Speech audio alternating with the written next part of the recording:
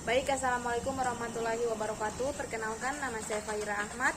Saya mahasiswa aktif semester 3 Universitas Negeri Gorontalo, Fakultas Olahraga dan Kesehatan, jurusan Kesehatan Masyarakat.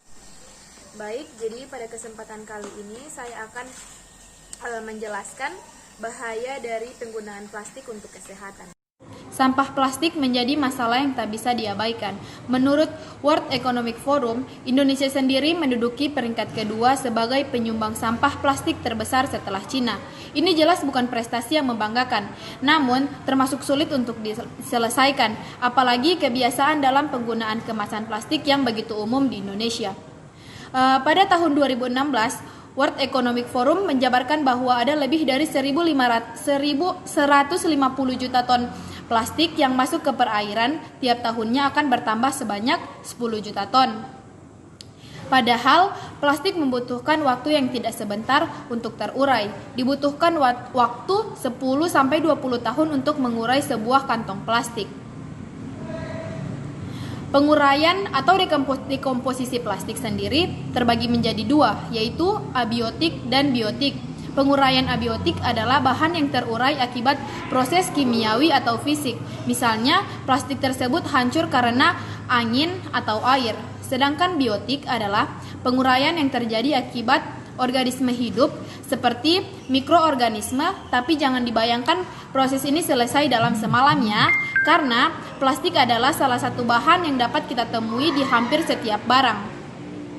Menurut penelitian, penggunaan plastik yang tidak sesuai persyaratan akan menimbulkan sebagai gangguan kesehatan karena dapat mengakibatkan pemicu kanker dan kerusakan jaringan pada tubuh manusia. Selain itu, plastik pada umumnya sulit untuk didegradasikan atau diuraikan oleh mikroorganisme.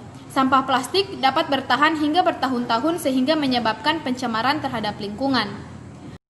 Sampah plastik tidaklah bijak jika dibakar karena akan menghasilkan gas yang akan mencemari udara dan membahayakan pernapasan manusia. Dan jika sampah plastik ditimbun dalam tanah, maka akan mencemari air pada tanah.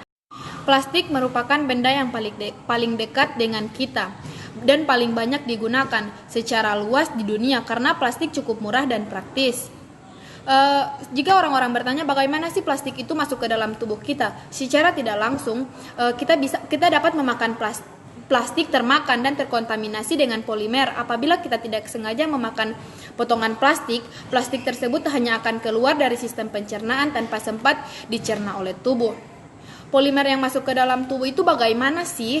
Sebenarnya banyak kebiasaan yang tidak kita sadari membuat plastik mengkontaminasi tubuh kita.